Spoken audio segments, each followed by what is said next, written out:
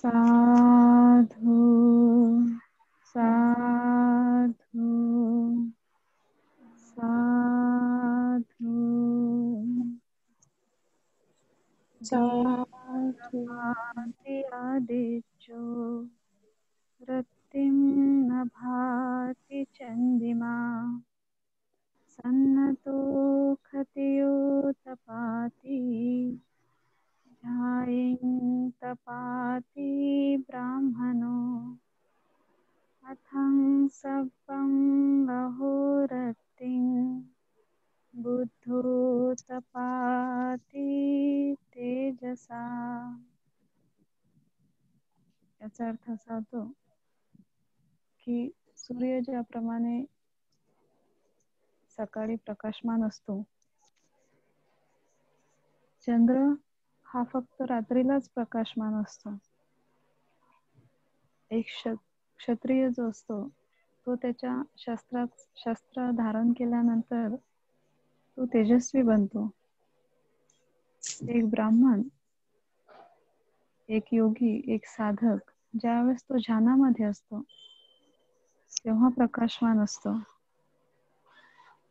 परंतु बुद्ध एक असे तेजस्वी व्यक्ती आहेत की जे कधीही कुठल्याही काळात रात्रंदिवस सदैव प्रकाशमान असतात.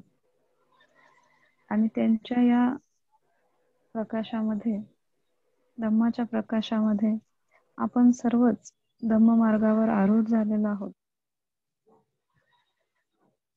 आजची धम्मदेशना खास करून ध्यानावर असेल. त्याचबरोबर कुणाला ध्यानाविषयी काही फक्त आणि फक्त ध्यानाविषयीच काही प्रश्न असतील तर त्यांनी त्यावरच बोलायचं आहे, जेणेकरून सर्व साधकांना याचा लाभ होईल.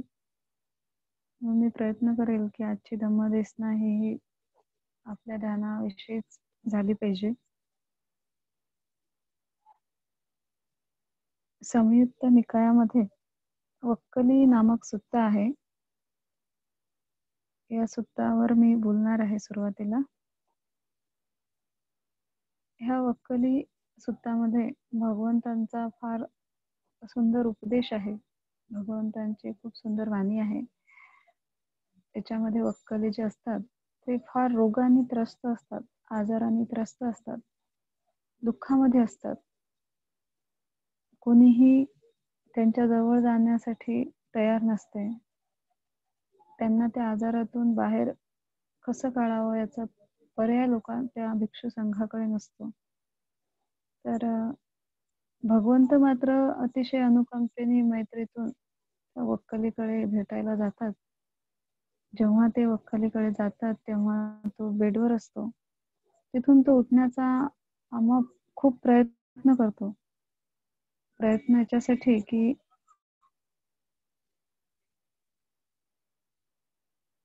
त्यांना भगवंतांना वंदन करायचं असते, भगवंतांची सेवा करायची असते. आणि अतिशय श्रद्धेने तो व्याकुळ होतो आणि त्याला असं वाटतं की भगवंत स्वतः माझ्याकडे चालत आलेले आहेत, तर मी भगवंतांची सेवा करावी. म्हणून तो उठण्यासाठी खूप अथक प्रयत्न करतो. तेव्हा भगवंत त्याला धीर देतात आणि त्याला म्हणतात की वक्कली, तू आराम कर, तू आराम कर आणि उठण्याचा प्रयत्न करू नको, ज्याने तुला कष्ट होईल. मी तुझ्यासाठीच इथे आलेलो आहे, तुला धम्म देण्यासाठी इथे आलेलो आहे. तर तेव्हा सॉरी मी डिस्टर्ब करत आहोत, पण देर आर सम रिक्वेस्ट. हेच तुम्ही गोष्ट हिंदीमध्ये पण बोलू शकणार, तर लोकांना बाकी जे आहेत आपले एमपीचे त्यांना पण समजून येईल. ते मेसेज करत आहेत. Sorry, I am disturbing. It's okay. No it's okay. I try. ठीक है, हम हिंदी में धम्म देशना करेंगे. बोथ द लँग्वेज, तर बरं राहील लोकांना.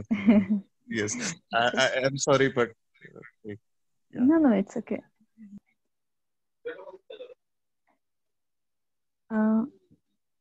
हम इस बारे में बात कर रहे थे आज. जो संयुक्त निकाय है उसमें वक्कली नामक एक सूत्र है. वक्कली सूत्र जो है वो वक्कली नाम के एक ग्रंथ से प्रचलित हुआ है, जिसमें तथागत बुद्ध ने बहुत ही सुंदर अपना उपदेश दिया है। इसलिए आज अपना जो शिविर है, जो ऑनलाइन शिविर था, वो एंड होने वाला है, एंड हो गया।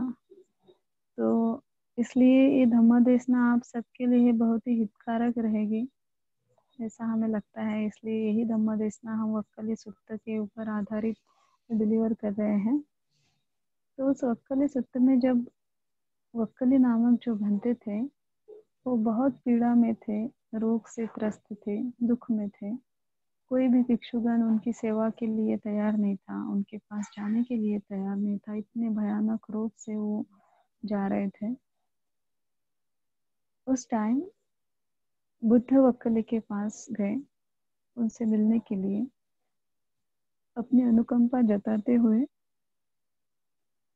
जब बुद्ध उनके पास गए तो वक्कली उठने की बहुत कोशिश कर रहे थे, क्योंकि गुरु आ गए हैं, उनका आदर आदर करना है, उनको नमन करना है, उनकी सेवा करनी है। इसके लिए वो उठने की बहुत कोशिश कर रहे थे।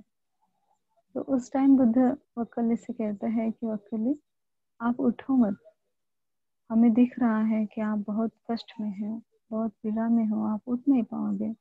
हमारे लिए आसन तैयार है, हम उसी पर बैठ जाते हैं। तो जब बुद्ध वक्कली के पास में बैठते हैं, उनको धम्म ज्ञान देते हुए, बहुत ही बुद्ध की बहुत ही इफेक्टिव वाणी बुद्ध कहते हैं वक्कली को कि ये बहुत लॉन्ग स्टोरी है, मैं शॉर्ट में बता रही हूँ क्योंकि हमें देन धम्म डिस्कशन भी करना है।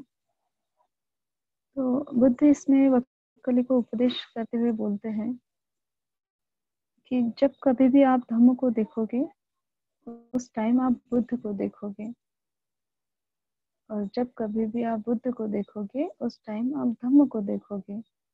क्योंकि वक्कली के मन में बहुत दिन से ये चाहत थी कि वो बुद्ध को देखे, बुद्ध को सुने, बुद्ध के पास जाए, उनकी सेवा करें। ऐसी बहुत स्ट्रॉन्ग विश थी, और ये विश की वजह से भी वो दुखी थे। और जो वो पीड़ा से जा रहे थे, रोग से जा रहे थे, रोग उनको हुआ था, तो वो रोग से भी वो बहुत पीड़ित थे, बहुत दुखी थे, बहुत व्याकुल थे। तो इसके लिए बुद्ध ने एक दिन देखा अपने ज्ञान से कि वक्कली कितने तड़प रहे हैं बुद्ध से मिलने के लिए, अपने दुख में कितने तड़प रहे हैं। तो उस दुख से उनको मुक्ति भी चाहिए और बुद्ध को उनको दर्शन भी देना है। तो इसलिए बुद्ध खुद चल के अपने अनुकंपा दिखाते हुए वक्कली के पास जाते हैं, और वक्कली को बहुत बोलते हैं कि आप हमें देखने के लिए तरस गए थे, हमें मिलने के लिए तरस गए थे, उसमें आप दुखी रह रहे थे। तो अगर आप सही तरीके से धम्म को जानते हो तो आप बुद्ध को देखने के लिए इतने व्याकुल मत बनो, क्योंकि बुद्ध कोई इंसान नहीं है, कोई पर्सन नहीं है, ये फिजिकल बॉडी यानी बुद्ध नहीं है। तो बुद्ध धम्म में वास करते हैं। तो इसलिए बुद्ध बहुत बड़ी बात वहां पे कह जाते हैं कि जो जो इंसान धम्म को देखेगा वो बुद्ध को देखेगा, और जो कोई भी बुद्ध को देखेगा वो धम्म को देखेगा। यानी बुद्ध और धम्म दोनों एक ही चीज है। अगर आप सही तरीके से बुद्ध को देखना चाहते हो तो उससे पहले आपको धम्म को देखना होगा। तो धम्म को कैसे देखा जाएगा? जब हम धम्म का पालन करेंगे, धम्म के पाथ पे चलने की कोशिश करेंगे। जिस जिस टाइम जितने भी टाइम हम धम्म के पास जाएंगे, धम्म का सराव करेंगे, धम्म के पाथ पे चलने की कोशिश करेंगे, उस टाइम उसमें बुद्ध का वास होगा। आज जैसे आपका मेडिटेशन शिविर जो है वो खत्म हो गया है, तो बहुत सारे लोगों का रिप्लाई आया है कि सर प्लीज इसे कंटिन्यू कीजिए, हम लेट ज्वाइन हुए हैं। कोई कह रहे हैं कि वर्षवास तक इसे कंटिन्यू कीजिए। ये बहुत सही बात है कि आपके दिल में ये सारी चीजें आप उसे फील कर रहे हो कि नहीं, ये शिविर जो है कंटिन्यू रहना चाहिए।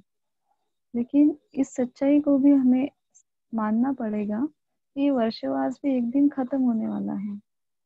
अगर हम इस शिविर को भी आगे 15 दिन के लिए बढ़ाते हैं तो ये 15 दिन भी एक दिन खत्म हो जाएंगे। अगर आप सही तरीके से अगर आप धम्म को जानना चाहते हैं तो उसकी प्रैक्टिस करनी पड़ेगी, अपने घर में उसकी प्रैक्टिस करनी पड़ेगी। और अभी जैसे शिविर खत्म हो गया है तो अभी अपनी रियल प्रैक्टिस स्टार्ट हो जाएंगी। अभी तक तो सर थे, जैसे सुशांत सर थे, रविंद्र जी थे, वो डेली आपको रिमाइंडर देते रहते थे दिन भर कि ये करना है, ये आपका आज का टास्क है, इसे कंप्लीट करना है, सुबह उठना है, ग्रुप को ज्वाइन करना है, मेडिटेशन करना है। मेडिटेशन के बारे में सारी सूचनाएं आपको सर से मिलती थी और आप उसे फॉलो करते थे। लेकिन अब जैसे मेडिटेशन सेशन खत्म हो गया है तो हम उसे कितना फॉलो करते हैं, ये बहुत मस्ट है। और आज से हमारा रियल शिविर स्टार्ट होने वाला है कि जब कोई बोलने वाला नहीं होगा, जब कोई हमें आदेश करने वाला नहीं होगा, किसी को हमें अपने टास्क के बारे में बताना नहीं है कि आज दिन भर हमने क्या किया, तो उस टाइम, उस वक्त, उस दिन हम कितना धम्म को फॉलो कर पाते हैं। तो जो इंसान इस तरीके से धम्म को फॉलो करेगा, धम्म का पालन करेगा, उस टाइम वो बुद्ध को देख पाएंगे। हर किसी के मन में चाह होती है कि वो बुद्ध को देखे, बुद्ध को सुने। तो आज भी ये टाइम है कि आज भी हम बुद्ध को देख पाते हैं, आज भी हम बुद्ध की वाणी को सुन सकते हैं। कैसे? क्योंकि बुद्ध ने जितनी भी हमें ज्ञान दिया है, जितना भी ज्ञान दिया है धम्म के रूप में, ये बुद्ध की वाणी है। अगर हम किसी भी सुत्त को सुनते हैं, चैंटिंग को सुनते हैं, बुद्ध की कथाओं को सुनते हैं, उनकी जो भी शिक्षा है अगर हम उसे सुनते हैं, पढ़ते हैं, तो ये बुद्ध की वाणी है। अगर हम बुद्ध को देखना चाहते हैं तो अगर हम खुद धम्म में हैं, हमारे चित्त से हम धम्म का सराव कर रहे हैं, प्रैक्टिस कर रहे हैं, शील के अनुसार जीवन को धारण कर रहे हैं, अपनी पारमी को पुष्ट कर रहे हैं, तो उस टाइम हम बुद्ध को देख पाते हैं। अगर आज तक भी अगर किसी ने बुद्ध को नहीं देखा होगा तो आज से वो इस तरीके से बुद्ध को देख पाएंगे कि जब वो ध्यान करेंगे, वो दान करेंगे, वो शील का पालन करेंगे, उस टाइम उनमें खुद में बुद्ध का वास होगा। क्योंकि बुद्ध का होना यानी कैसे कि कोई भी हर दुर्गुण से मुक्त इंसान यानी बुद्ध, जिनमें एक भी क्लेश नहीं है, किसी भी प्रकार का वैर नहीं है, द्वेष नहीं है, ईर्ष्या नहीं है, पूरा उनका जो चित्त है वो अनुकंपा से भरा हुआ है, मैत्री से भरा हुआ है, शील पे वो परिपूर्ण आरूढ़ है। तो ऐसा ऐसा चित्त यानी बुद्ध है। तो अगर यही गुण हमारे चित्त में आते हैं कि हम किसी का बैर नहीं कर रहे, गुस्सा नहीं कर रहे हैं, हर किसी पे अनुकंपा दर्शा रहे हैं, हम मेडिटेशन कर रहे हैं, अच्छी साधना को प्राप्त कर रहे हैं, तो उस टाइम हमारे चित्त में बुद्ध का वास होगा। तो इसलिए बुद्ध ने ये वाणी कही है कि जो इंसान धम्म को देखेगा और बुद्ध को देखेगा, और जो बुद्ध को देखेगा वो धम्म को देख पाएगा। कि बुद्ध और धम्म दोनों अलग चीजें ना होके ये एक ही चीज है। इस तरीके से आज से हमें इस प्रैक्टिस को कंप्लीट करना है। मैं कुछ इस बारे में जनरल ये धम्म टॉक रहेगा कि आपने जो भी सीखा है मेडिटेशन, हो सकता है कि आज से कुछ प्रॉब्लम्स आए आपके मेडिटेशन में, या फिर आपकी जो एनर्जी है साधना की, हर साधक के साथ में ये होता है कि वो जब कंटिन्यूशन में रहते हैं तो बहुत एनर्जेटिक फील करते हैं, साधना को कंप्लीट करते हैं, टास्क को कंप्लीट करते हैं। लेकिन जैसे ही अगर हम शिविर से बाहर जाते हैं तो उस टाइम ऐसे होता है कि हम एक दिन, 2 दिन, 3 दिन तक कंटिन्यू करते हैं, फिर चौथे दिन में आलस आ जाता है कि नहीं चलो 1.5 घंटा नहीं करना, 1 ही घंटा करना है, 1 घंटा नहीं, आधा ही घंटा में बैठ सकती हूँ, इतना प्रॉब्लम है, मैं उठ नहीं पा रही सुबह, ये मुझसे हो नहीं रहा है, शील का पालन हमसे हो नहीं रहा है, हमसे कोई दान नहीं हो पा रहा है, हमसे साधना नहीं हो पा रही। ऐसे धीरे धीरे करके दुर्गुण जो है वो जन्म लेते हैं और हम उसको देख नहीं पाते और धीरे धीरे करके हम साधना छोड़ देते हैं। कुछ 2 दिन का गैप पड़ जाता है, फिर 3 दिन का, फिर 1 महीने का, फिर 2 महीने का, फिर 1 साल का, 2 साल का। इस तरीके से हम साधना से दूर चले जाते हैं। तो ये चीजें हमें होने नहीं देनी है, क्योंकि लाइफ जो है बहुत लिमिटेड टाइम के लिए है और हमें धम्म जो मिला है वो बहुत ही प्रेशियस है। अगर आज से भी हम इसको वेस्ट कर देंगे धम्म को प्राप्त करके भी, बहुत सारे साधक जो है वो निमित्त को पार कर गए हैं अपने मेडिटेशन में, अपने ही शिविर में। तो आप सोचो, अगर आप सिर्फ 45 डेज के लिए मेडिटेशन करते हो और आप जाना तक पहुंच जाते हो, अगर आप इसे कंटिन्यू करोगे 1 महीना, 2 महीने, 1 साल, 2 साल, 3 साल और अपने लास्ट ब्रीथ तक अगर हम इसे कंटिन्यू करेंगे, तो श्योरली हम किसी न किसी मग और फल को प्राप्त हो जाएंगे। ये बुद्ध की वाणी है, इसमें इतनी सच्चाई है। तो इसलिए हमें इसे कंटिन्यू रखना है, इस साधना को। ठीक है कि अगर हम इसमें 4 बजे उठते थे, अगर नहीं हो पाता है, लेकिन गैप नहीं देना है, चाहे कुछ भी हो जाए, कि कौन सी भी परिस्थिति उत्पन्न हो, हमें मेडिटेशन में गैप नहीं देना है। अपनी साधना को कंटिन्यू रखना है, अपने शिव को कंटिन्यू रखना है, अपनी समाधि को कंटिन्यू रखना है, अपने दान को हमें कंटिन्यू रखना है।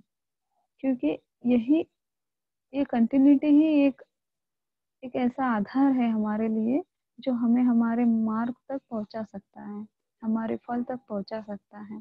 और हम सारे जो साधक हैं वो उसी के लिए यहाँ पे इकट्ठा हुए हैं। बहुत सारे लोग अभी नए ज्वाइन हुए होंगे। जो नए लोग हैं उनको कुछ हो सकता है, कुछ कम ही चीजें सीखने को मिली हैं, लेकिन ग्रुप खत्म हो जाने से ऐसा नहीं कि आपको कोई गाइड नहीं करेगा। आप साधना को कंटिन्यू कीजिए। जो भी आपके मेडिटेशन टीचर हैं, या अगर आप हमसे कुछ गाइडलाइन लेना चाहते हैं, तो आप कभी भी, कौन से भी टाइम, कौन से भी दिन हमें कॉल करके आप अपनी साधना के बारे में पूछ सकते हो और उसे कंटिन्यू कर सकते हो।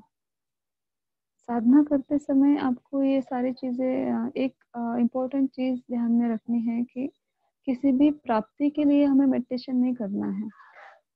अगर हम कुछ हासिल करने के लिए अगर साधना करेंगे, जैसे कि आपने सुना है कि निमित्त है, ध्याना, कंसंट्रेशन है, बहुत सारे लोगों ने अटेंड भी किया है, इस फ्रूट को एक्सपीरियंस भी किया है, ये सारी चीजें। तो अगर हम इसके लिए आसक्त हो जाते हैं, अटैच हो जाते हैं कि हमें भी जहाना तक पहुंचना है, और इस मेंटालिटी से अगर हम साधना करेंगे, तो ये लोभ का चित्त है, मोह का चित्त है, और ये भी एक दुर्गुण है। अगर हमारे चित्त में ये दुर्गुण रहेगा, तो हम कभी भी अपने साधना में फल की प्राप्ति नहीं कर पाएंगे। तो ये सारी चीजों को छोड़ के, इस मोह को छोड़ के, लोभ को छोड़ के हमें साधना करनी है।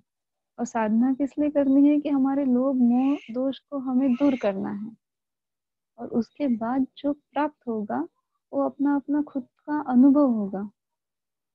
तो इस अनुभव को पाने के लिए आप प्रयास मत कीजिए। आप प्रयास इस चीज के लिए कीजिए कि हम द्वेष से, राग से, ईर्ष्या से मुक्त हो जाए, हम दुर्गुणों से खुद को मुक्त कर पाए, हमारे चित्त को हम क्लीन कर पाए, क्योंकि बहुत ही प्रेशियस है ह्यूमन लाइफ। एक बार बुद्ध अपने संघ को उपदेश करते हुए बताते हैं, एक जंगल में। तो उस जंगल में बुद्ध कुछ पेड़ के जो पत्ते हैं,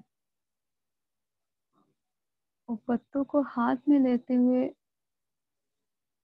भिक्षुओं को उपदेशित करते हैं, उपदेश करते हैं कि देखो, इस जंगल में कितने सारे पेड़ हैं। तो भिक्षु बोलते हैं कि भगवान, इस जंगल में तो बहुत सारे पेड़ हैं, अगिनत पेड़ हैं, उसमें कितने सारे पत्ते होंगे? तो भगवान, इसमें बहुत सारे पत्ते होंगे।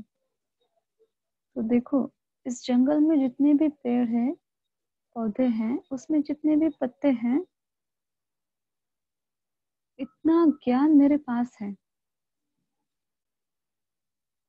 लेकिन मेरे हाथ में जो पत्ते हैं उतना ही मैं आपको दे रहा हूँ जो आपके लिए इम्पोर्टेंट है, क्योंकि ये सारे पत्तों से आपको कुछ लेना देना नहीं है। तो इतने बुद्ध का जो ज्ञान था इतना महान है कि आप जितने भी आप अंदर जाओगे, जितना भी आप साधना में प्रवेश करोगे, आगे बढ़ते जाओगे, तो उतनी डीप आपकी साधना होती जाएंगी। तो हमें ये नहीं देखना है कि कितना आगे ज्ञान है, हमें कितना और हासिल करना है। हमारे पास जो भी है आज, जैसे कि अगर आप अभी आनापानसति कर रहे हो, तो जो ब्रीदिंग है आपकी वो बहुत इंपॉर्टेंट है।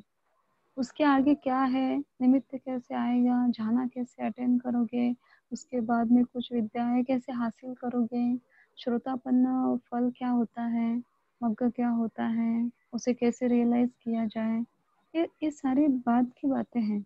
लेकिन अभी हमारा जो ऑब्जेक्ट है वो है आनापानसति जैसे, तो हमें उसी को इम्पोर्टेंस देना है और उसी को लेके हमें आगे जाना है, वही हमारे लिए इम्पोर्टेंट है।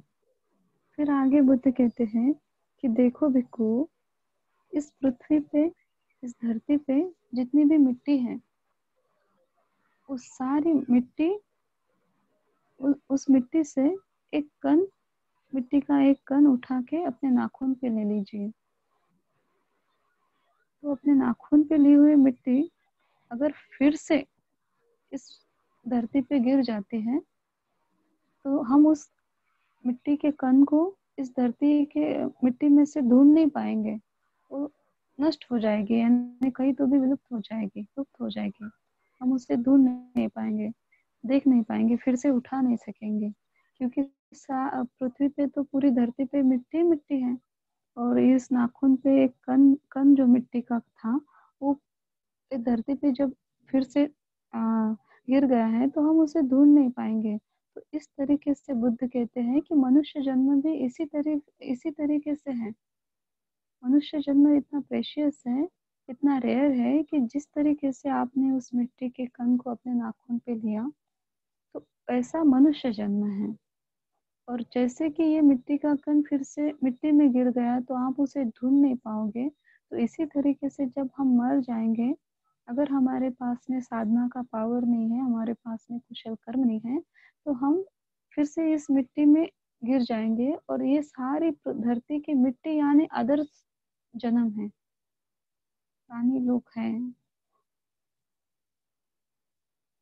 और बहुत सारे ऐसे जीव है, कीड़े मकोड़े, जितने भी हम दृश्य अदृश्य प्राणी को देखते हैं, इस सारे अदर जीव में भी हम जन्म ले सकते हैं, खास करके इसी में जन्म होता है। लेकिन मनुष्य जन्म बहुत ही रेयर है, बहुत ही दुर्लभ है। इसलिए बुद्ध कहते हैं कि दुर्लभ हो मनुष्यत्व पति लाभ हो, दुर्लभम खन संपत्ति। और धम्म की जो संपत्ति है उसमें, धम्म की संपत्ति, मनुष्य जन्म तो दुर्लभ ही है, मनुष्य जन्म की संपत्ति मिलना ये बहुत दुर्लभ है, और उसमें धम्म का मिलना ये बहुत ही दुर्लभ है, ये मिल ही नहीं सकता है किसी को। तो अगर हम लोगों को ये धम्म मिला है, तो हमारे सब सारे जो भी मेडिटेटर है, जो भी साधक है, जो भी प्रयास कर रहे हैं साधना के लिए, इनकी खुद की अपनी अपनी पारमी है। इसकी वजह से हम लोग एक दूसरे से जुड़े हैं। जो भी अरहंत भिक्खु है, अभी नावयाना के भिक्खु हैं, पाओक सेंटर के बर्मा के भिक्खु हैं, उनकी जो शिक्षा है उसको हम सीधे अपना रहे हैं, सीख रहे हैं। इनडायरेक्टली हम उन्हीं के वाणी को सुन रहे हैं। हम सिर्फ मेडिटेटर हैं, हमसे आप उन्हीं की वाणी को सुन रहे हैं। इट मीन्स आपकी खुद की वो पारमी है। और यहाँ तक आने के लिए आपने कितने तो भी जन्म से कष्ट किया होगा, जब आप इस सही धम्म को सुन रहे हो, सही धम्म का सराव कर रहे हो। तो इसे छोड़ना नहीं है। कहाँ तक नहीं छोड़ना? जब तक कि हम किसी न किसी मग्न फल को प्राप्त नहीं हो जाते, जब तक कि हम अपने सारे विकारों से मुक्त नहीं हो जाते, अपने चित्त को जब तक हम शुद्ध नहीं कर पाते। तो इस तरीके से आपको अपनी साधना आगे लेके जाना है।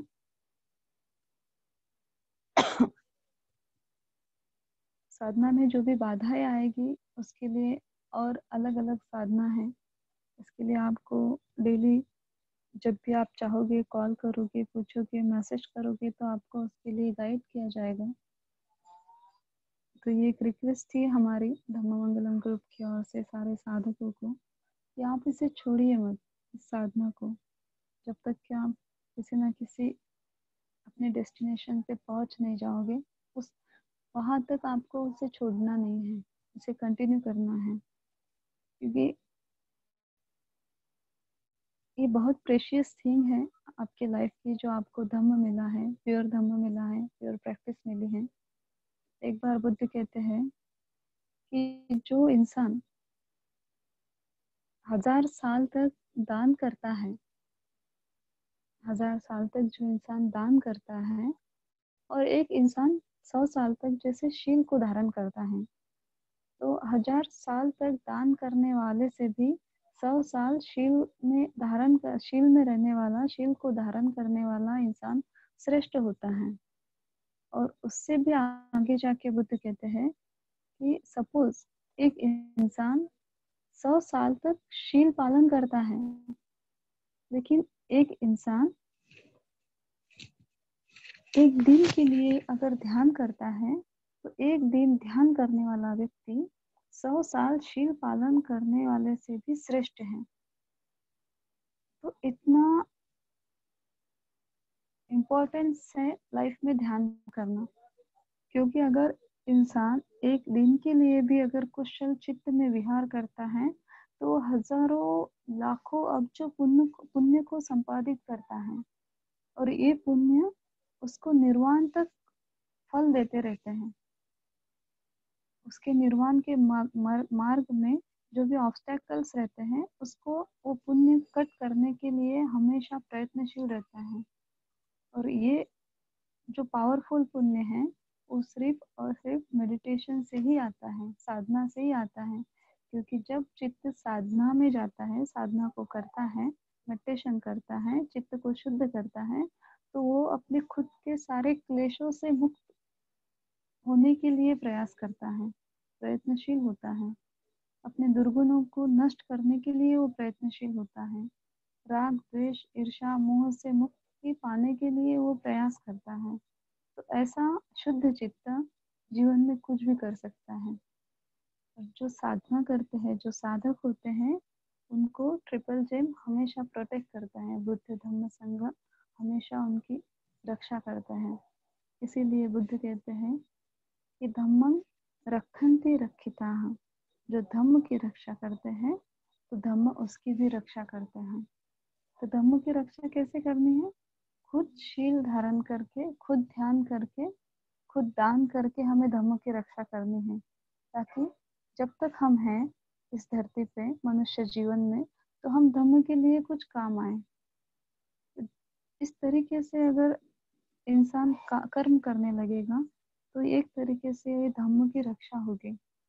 और अगर हम धम्म की रक्षा करेंगे, तो धम्म हमारी भी रक्षा करेगा। और हमारी रक्षा कैसे करेंगे फिर?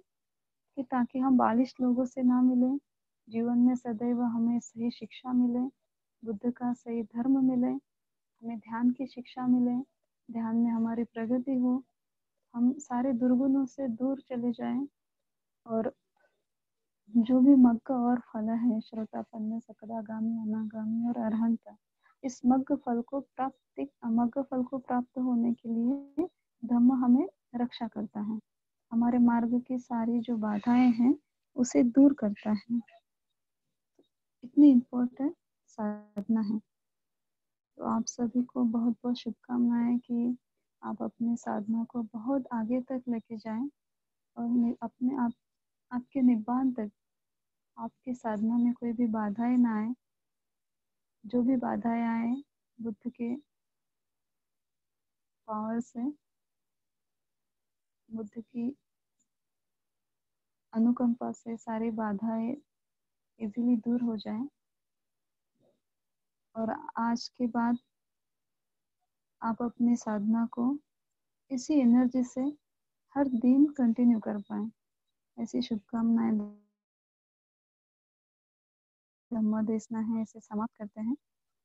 आपकी साधना के लिए अगर आपको कुछ सवाल करने हैं, आगे के लिए कुछ सवाल करने हैं, तो हम सिर्फ सवाल जवाब के लिए आज की धम्मदेशना यहाँ पे कंडक्ट करने वाले थे। तो थोड़ी सी धम्मदेशना करके हम इसे एंड कर रहे हैं।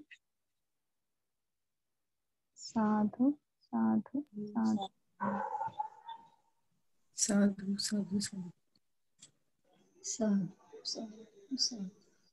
साधु साधु साधु साधु साधु साधु साधु साधु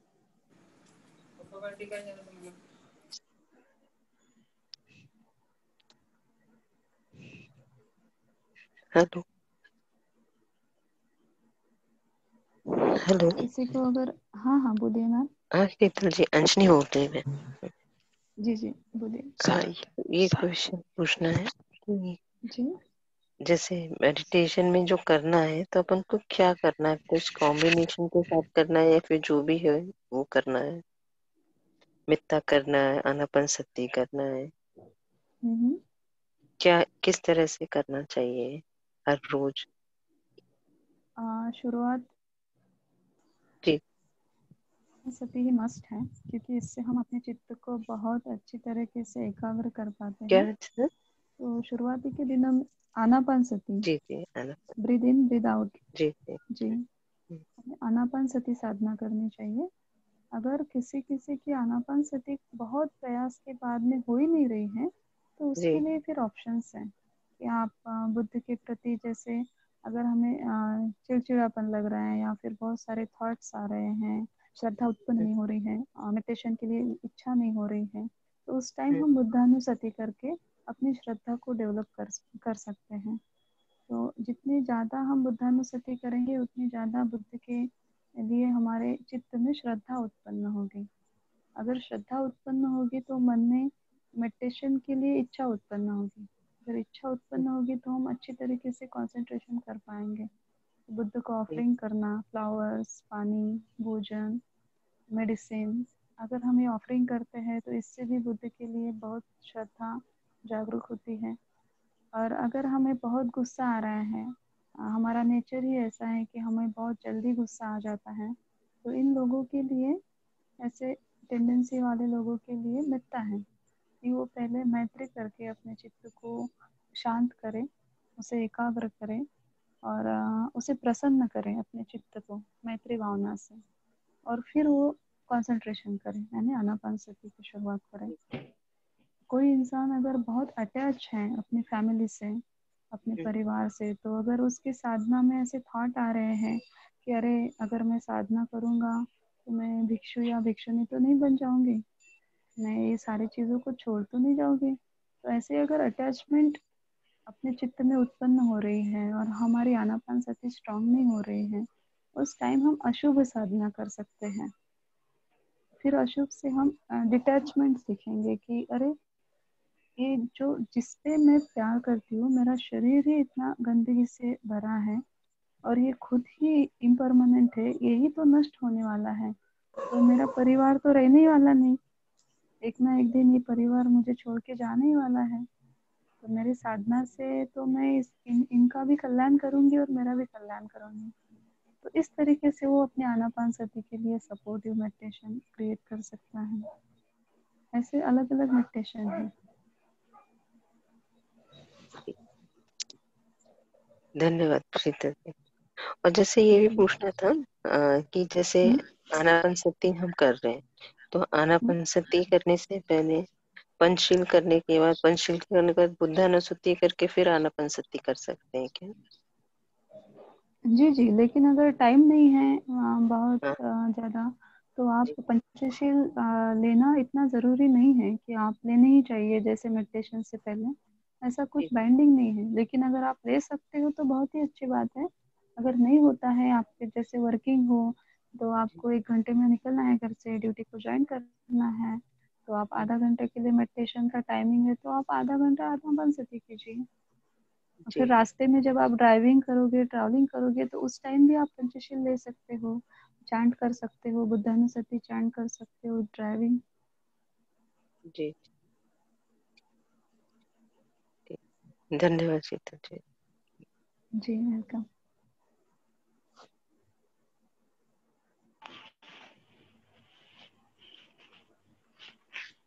और किसी को कुछ सवाल करना है?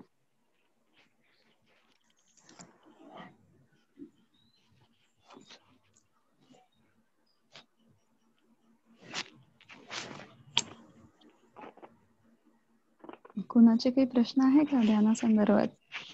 Hello madam. हा बोला. हा मी पुष्पा कुंडे बोलते. मॅडम मी पण विपश्यना करते, म्हणजे आता म्हणजे इच्छा होती मला थोडं ऐकलेलं असं समजून की मला 20 वर्ष होत आहे, तर मी भंतेजीकडे कधी ऐकलं की राग द्वेष मोह हे काढून टाका काढून टाका म्हणजे मला त्याबद्दल ह्याबद्दल विश्लेषण किंवा याबद्दल मला काहीही माहिती नसतं. तेव्हाची गोष्ट तेव्हापासून मनात तसं म्हणजे सारखं फिरत होतं. तर विचार करता करता करता नंतर मला ते थोडं थोडं ध्यान ऐकून हे करून मी असं करून मैत्रिणीकडून ऐकून म्हणजे अशा पद्धतीने मी ते ध्यान नंतर मला राग द्वेष कुठे यायला लागला मला हे मी बघितलं. तर जरी आपण विहारात ऐकलं किंवा असा तुमचा आता ऐकले 2 शब्द तोपर्यंत छान वाटतं. पण नंतर परत या संसारी जीवनात येतो, घरात येतो किंवा दारात पाऊल ठेवतो तेव्हा नेमका राग सुरू होतो. म्हणजे हा राग मला असं वाटतं म्हणजे माझं पर्सनल मत सांगते मी कमी केलाय म्हणजे माझं बरंच कंट्रोल आलंय. तर कसा आला तो की मी पहिला घराच्या व्यक्तीबद्दल राग काढला म्हणजे सासू असेल सासरे असतील दीर असतील नणंद असेल की ह्या ज्या गोष्टी मला कशामुळे राग येतो हा जर आपण स्वतः बघितला तर त्यातलं राग असं त्यांच्याबद्दल जर राग काढला तर बाहेर राग कमी येतो. जेव्हा आपण घराच्या बाहेर जातो तेव्हा सर्वांशी गोड वाटतो पण घरात आलं की तर राग परत माणसावर हेवी होतो तो आपल्यावर. तर मला असं वाटतं म्हणजे माझ्या अनुभवानुसार मी सांगते त्यात तुम्ही काही सांगा मला की घरातल्या व्यक्तीविषयी राग काढला तर आपोआप राग कमी होतो का म्हणजे हेच घरच मूळ आहे का तिथे की रागाचं हेच घर आहे. माझा बऱ्याच अंशी राग कमी झाला म्हणजे मी त्यांच्यावर प्रेम करायला लागले सासूवर झालं सासऱ्यांचं झाले त्यांचा आदर त्यांच्या काही गोष्टी निग्लेक्ट करायला लागले किंवा काही चालतच आहे या माझ्या मार्गात किंवा माझ्या विपश्यनेमध्ये अडचणी आहेत मग मी त्यांचं ते कमी केलं यांच्या ह्या गोष्टी बघून त्या प्रतिसादला त्यांच्या प्रतिसाद न देता म्हणजे प्रतिउत्तर न देता किंवा हे न करता मी प्रतिसाद मध्ये ते परिवर्तन केलं आणि मला माझ्यामध्ये खूप बदल झाला. तर मला हे सर्वांना सांगायचं कदाचित माझं हे बरोबर असेल तर तुम्ही त्यात थोडं सांगा मलाही सांगा आणि समोरचे ऐकत असतील तर त्यांनाही थोडा फायदा होईल ही माझी अपेक्षा आहे.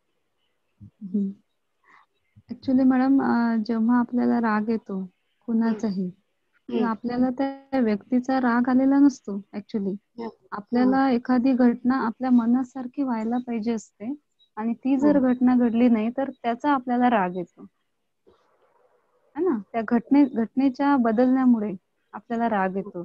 जसं काही तुम्हाला वाटत असेल की सपोज तुम्ही ड्युटी करताय तुम्ही ऑफिस मधनं आलात एवढे थकून आलात आणि तुम्ही चहा बनवला आणि तुमच्या सासूकडे घेऊन गेलात त्यांना देण्यासाठी आणि चहा घेत असताना सासूने म्हटलं की किती घाणेरडा चहा बनवलाय. तिथे तुम्हाला ही अपेक्षा होती की अरे यांनी असं म्हणायला पाहिजे की अरे तू थकून आलेली आहेस कशाला बनवलास पण ठीक आहे छान झाला अशी आपल्याला अपेक्षा असते मनामध्ये. आणि जर त्यांनी त्याच्या विरोधात जर आपल्याला कमेंट्स दिली तर मग आपल्याला त्या व्यक्तीचा राग यायला लागतो है ना. म्हणजे मेन म्हणजे रागाची उत्पत्ती द्वेषाची उत्पत्ती ही आपल्या स्वतःच्या मनामधून होत असते आणि ते मनामधून कशी होते की आपल्या मनामध्ये कुठली तरी एक अपेक्षा आहे आणि त्या अपेक्षेच्या सारखा जर घटना घडली नाही तर मग आपल्याला राग द्वेष येतो. आणि तेच आपण आनापानसती किंवा दुसऱ्या साधनेमध्ये शिकतो की आपल्याला कुठल्याही गोष्टीची परतफेड भेटली पाहिजे यासाठी म्हणून काम न करता प्रत्येक गोष्ट ही नष्ट होणारी आहे. प्रत्येक गोष्ट ही बदलणारी आहे आणि प्रत्येक गोष्ट ही अपेक्षेच्या जे नैसर्गिक नियम आहे त्यानेच होणार आहे. ते आपण कंट्रोल नाही करू शकत. हे आपण आनापानसती किंवा दुसऱ्या साधनेमधून शिकतो आणि त्यामुळे आपोआपच आपल्या चित्तामधील राग द्वेष मोह हा कमी होतो. आणि जर मग कोणी आपल्याला द्वेषाने जरी बोललं रागाने जरी बोललं तरी आपल्या मनामधून त्या व्यक्तीविषयी मैत्री उत्पन्न होते. कारण की आपल्याला अपेक्षाच नसते की यांनी माझ्याशी प्रेमाने बोललं पाहिजे यांनी माझी स्तुती केली पाहिजे किंवा यांनी मला चांगलं म्हटलं पाहिजे हे आपल्या मनामध्ये अपेक्षाच नसते. म्हणजे न्यूट्रल मध्ये राहायला लागतो साधना करणारा व्यक्ती. त्याला प्रशंसेची गरज नसते आणि त्याला कुणी वाईट बोलावं अशी त्याची काही अपेक्षा नसते. बोलू नये अशी त्याला काही अपेक्षा नसते. तो मिडल पाथवर राहतो. त्या कारणामुळे आपोआप मनातला राग द्वेष मोह कमी होतो. नाही मला काय म्हणतो जर असं अपेक्षाच ठेवायची नाही आपण किंवा सासूचं करतो किंवा सासऱ्यांचं करतो तर असं अपेक्षा नाही ठेवायची की ते मला चांगले म्हणतील ते म्हणतील ते पण माझं कर्तव्य ना मी करणार ही भावना म्हटल्यावर बी मनात बोलल्यानंतर पण थोडा राग कमी होतो. हा माझा अनुभव आहे की आपण दुर्लक्ष करतो त्या गोष्टी हे असेच बोलणार मला माहिती हे मला टोमणीच देणार मग मी लक्ष नाही देणार. माझी विपश्यना पण खराब होते चला द्या मी दिलंय तुम्ही घेतलाय ना चला काहीही बोला या कानाने ऐकायचं त्या कानाने हेही लागू पडतं का मला हे विचारायचं म्हणजे मला खूप अनुभव आला त्याचा. मी पुढे गेले उलट. हो ना, मग ती तुमची प्रॅक्टिस आहे ना, की तुम्ही लेट गो केलंय विषयाला, पकडून नाही ठेवलेलं, जाऊ दिलं. आणि हे तुम्ही तुमच्या साधनेमधून शिकलात, वस्तू गोष्टींना जाऊ देणं. हो हो. आणि त्या कारणामुळे परिस्थिती बदलली. हो. आणि जसं की तुम्ही रिप्लाय देत होता, तर समजा समोरच्या व्यक्तीला आणखी राग येत होता, बट तुम्ही रिप्लायच नाही दिला, तर त्याला थोड्या वेळाने पश्चाताप होऊ शकते की आपण चुकीचं बोललो, आपण चुकीचं रिॲक्ट केलं, है ना. आणि मग वातावरण ठीक होऊन जाते. हा, म्हणजे मी असं ठरवलं की प्रतिक्रिया द्यायची नाही, प्रतिसाद द्यायचा. मग त्यामुळे म्हणून मला इतर माझ्या भगिनींना पण सांगायचं वाटतं, उपासिकांना, की घरात हा प्रत्येकाचा मुद्दा आहे मॅडम, माझंच नाही, प्रत्येकाच्या घरोघरी येत आहे. बाहेर खूप चांगलं करताय, विहारात पण खूप चांगलं बोलणं होतं, पण घरी गेलं प्रत्येकाचं टेन्शनच आहे. तर त्यांना मला हेच सांगायचं, तुम्ही त्याबद्दल सांगितलं तर अजून चांगलं, घरगुती टाईप नाही, असं मला वाटतं. हा, की आपण राग द्वेष काढा हे तर सांगतो, पण नेमकं कुठे. बरोबर आहे. आपण मैत्री करायची, स्वतःशीच मैत्री जो व्यक्ती स्वतःवर मैत्री करायला लागतो, तो सर्व जीवांवर मैत्री करायला लागतो. कारण की जितकं प्रिय आपण स्वतः असतो स्वतःला, है ना, आपण कितीही चुका केल्यात, काही केलं तरी आपला जीव आपल्याला प्रिय आहे ना.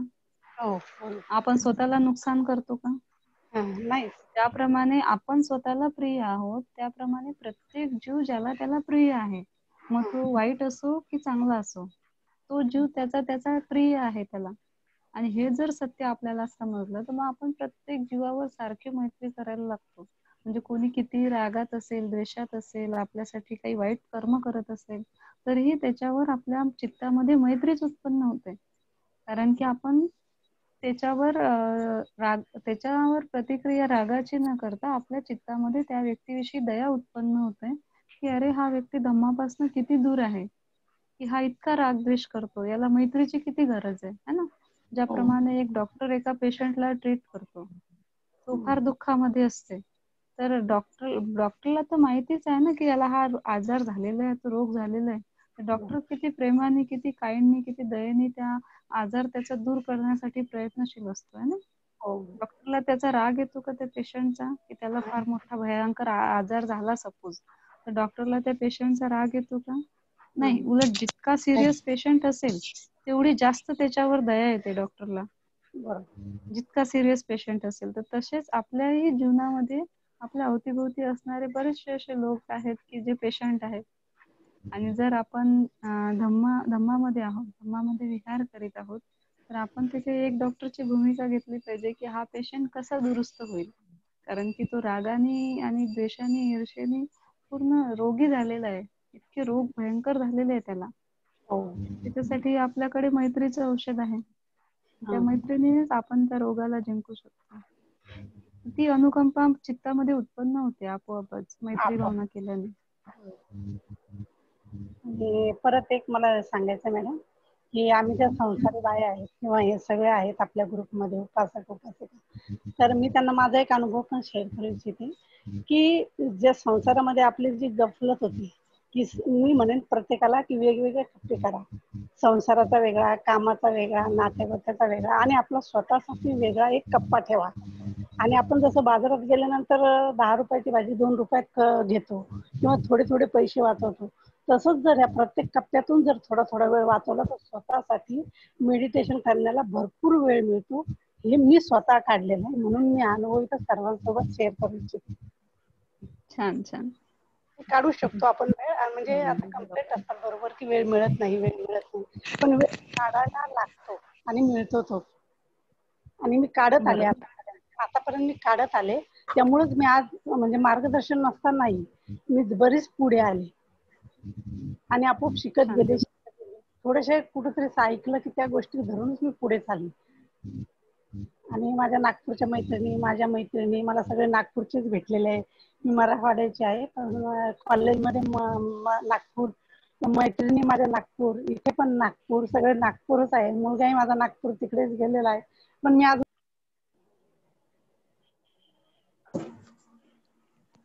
हॅलो. हा बोलिए. हॅलो. हॅलो. हा बोला बोला. शीतल जी, हमको ये पूछना है कि 8 फोल्ड पाथ होता है, नोबल 8 फोल्ड पाथ, उसमें राइट व्यू है, राइट टेंशन है, राइट स्पीच है, राइट एक्शन है, राइट लाइवलीहुड है, राइट एफर्ट्स है। तो ये राइट एफर्ट्स में थोड़ा सा जानकारी ये थी, इनको कैसे हम राइटली करें, एफर्ट हमारे कैसे राइटली। आवाज बहुत कट हो रही है मैम आपकी। राइट एफर्ट्स को क्या?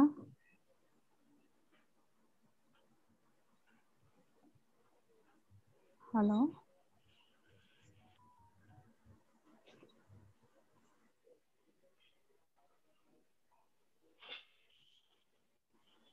हेलो हेलो, आवाज मैडम, हाँ राइट, आवाज पर नहीं। हाँ राइट एफर्ट्स को हम कैसे जनरेट करें, मतलब जैसे बोला है ना कि होलसम स्टेट्स को जनरेट करने के लिए राइट एफर्ट्स होने चाहिए। शीतल जी, मैं इसमें एक चीज बोलूं? जी जी। उनके शायद 7 फैक्टर्स भी आए हैं राइट एफर्ट्स के लिए, तो वो कौन से फैक्टर्स हैं, मतलब कैसे कर रहे हैं वो समझ नहीं आ रहा है।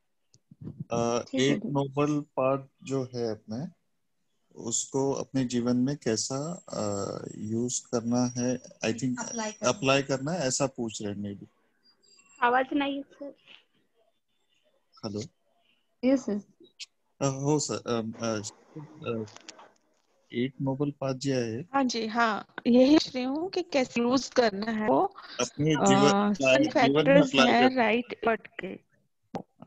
दैनिक म्हणजे रेग्युलर लाईफ मध्ये त्याला कसं यूज करता येईल असं आय थिंक यही पूछ रहे हैं ना अपना. I think Sheetal you can और दीपक.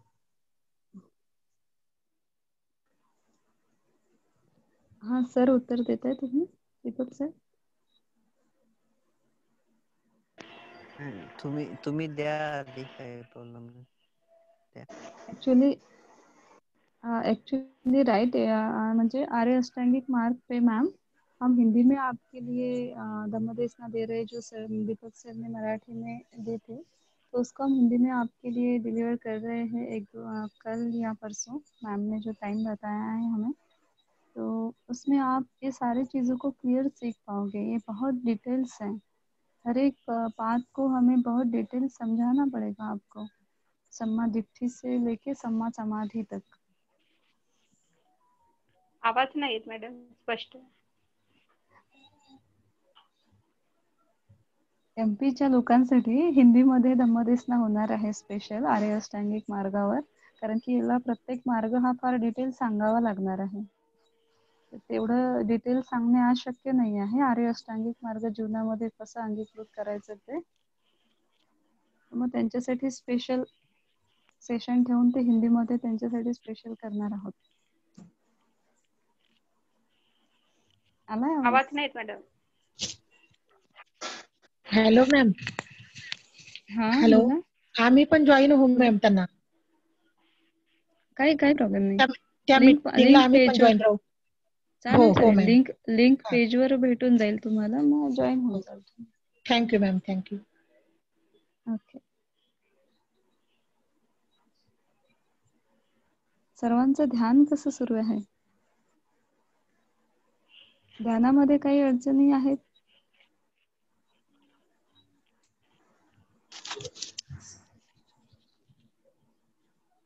आज स्पेशली आपण मेडिटेशनवर बोलणार होतो, तुमच्या मेडिटेशन बद्दल बोलणार होतो, आणि उद्यापासून तुम्ही काय कंटिन्यू करणार आहात याच्याविषयी जास्त बोलणार होतो.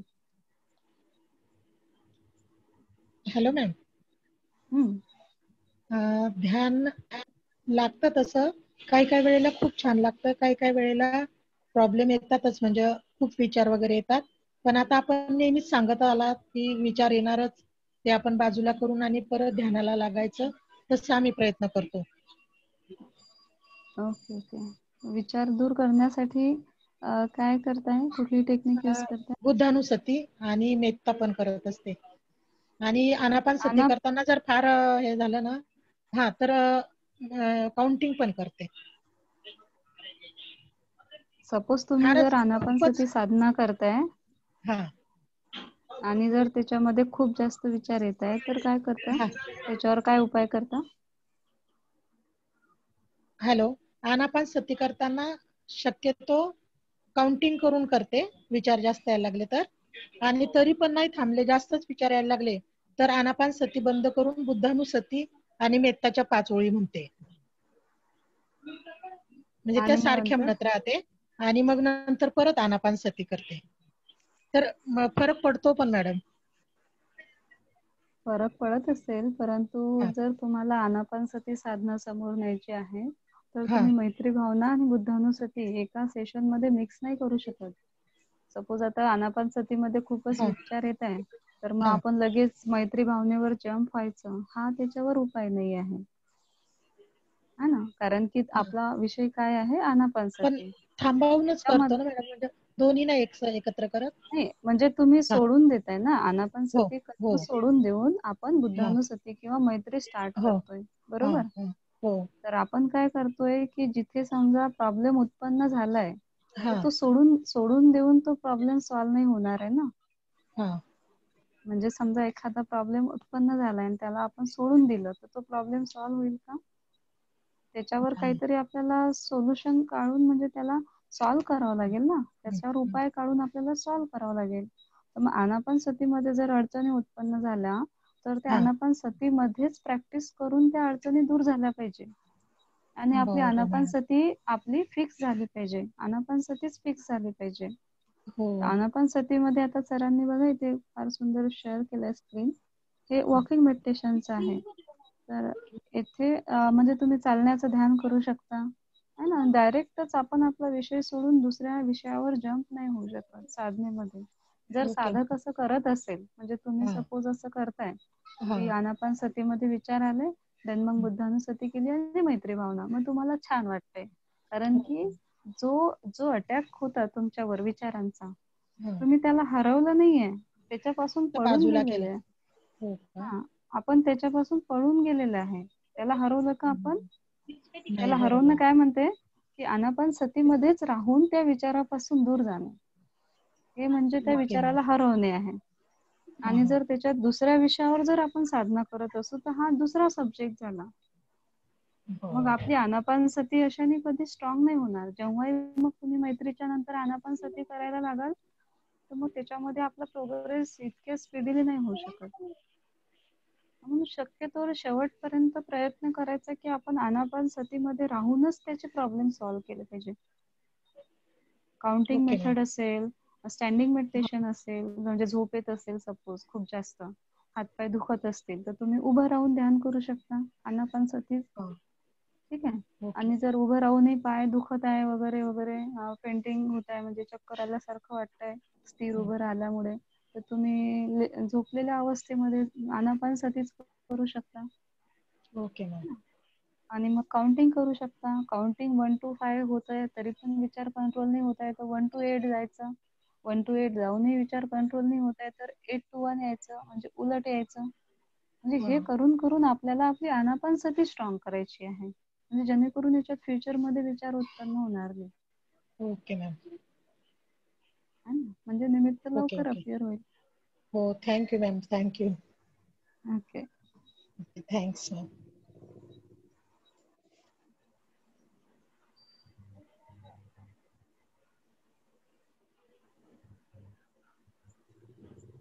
आणखी कुणाला काही क्वेश्चन आहे? हॅलो हा बोला. मॅडम, आपल्याला समजा असं कोणी मरण पावलं त्यांच्याबद्दल आपल्याला मैत्री किंवा श्रद्धांजली म्हणून आपण अर्पण कसं करणार ते विचारायचं. जो व्यक्ती मरण पावला त्यांच्यासाठी आपण पुण्यानुमोदन करू शकतो, परंतु ते थोडे डिटेल्स समजून घेणं गरजेचं आहे की जे आपण पुण्यानुमोदन करतो, पुण्यानुमोदन मध्ये आपण बुद्ध धम्म संघासाठी जे दान करतोय, म्हणजे संघासाठी जे दान करतोय, ठीक आहे, किंवा ध्यान करून जे पुण्य संपादन करतोय, दान करून जे पुण्य संपादन करतोय, ते पुण्य आपण त्या मृत झालेल्या जीवांसाठी ट्रान्सफर करू शकतो. परंतु जर ते मृत झालेला व्यक्ती जर 4 प्रकारच्या लोकांमध्ये उत्पन्न झालेला असेल तरच ते पुण्य ते तिथे रिसीव करू शकतात. अदरवाईज जनरल आपलं पुण्य त्यांना ट्रान्सफर होत नाही. विशिष्ट प्रकारचे 4 प्रकारचे लोक आहेत. त्या लोकांमध्ये जर जन्म झाला तरच आपण त्यांना आपले पुण्य दान करू शकतो आणि त्या पुण्याच्या प्रभावाने ते त्या दुःख स्थितीमधून मुक्त होतात आणि सुगतीला प्राप्त होतात. आपण फक्त पुण्य वाटू शकतो त्यांना पुण्यानुमोदन करून. म्हणजे श्रद्धांजली वगैरे देतात ना. तर हे श्रद्धांजली देण्याची वेगवेगळ्या पद्धती आहे, अनेक ट्रेडिशन्स आहे, रूढी परंपरा आहे. तर बुद्ध धर्मामध्ये पुण्यानुमोदनचा एक विषय आहे. पुण्यानुमोदन मध्ये भगवंत हे सांगतात की जे मृत झालेले व्यक्ती आहेत ते जर एका विशेष प्रकारच्या 4 लोकांमध्ये जर त्यांचा जन्म झालेला असेल तर आपण आपल्या पुण्याच्या प्रभावाने त्यांची तिथून मुक्तता करू शकतो आणि तिथे ते आपलं पुण्य रिसीव्ह करू शकतात. पुण्य काय करायचं आहे आपल्याला, मग आपण मोठं पुण्य आपल्याला जनरेट करावं लागेल. भगवंतांचे जसं की सुत्त पठण आहे, ध्यान साधना आहे, त्या ध्यानामधून प्राप्त झालेले पुण्य आपण त्यांना दान देऊ शकतो. भिक्षू संघांना भोजन दान आहे, त्या दानाचं पुण्य आपण त्यांना दान देऊ शकतो. विहारासाठी काही दान करतोय आपण तर ते मोठं पुण्य असतं. म्हणजे संघासाठी केलेलं दान, धम्मासाठी केलेलं दान, बुद्धांसाठी केलेलं दान हे श्रेष्ठ दानामध्ये मोडतंय. तर हा अशा प्रकारे पुण्यानुमोदन करून आपण आपलं जे त्या दानातून प्राप्त झालेलं पुण्य आहे ते त्यांना दानामध्ये देऊ शकतो. मृत झालेल्या व्यक्तींना, जे व्यक्ती मृत झालेले आहेत. थँक्यू. समजलं? श्रद्धांजली नाही देता येत.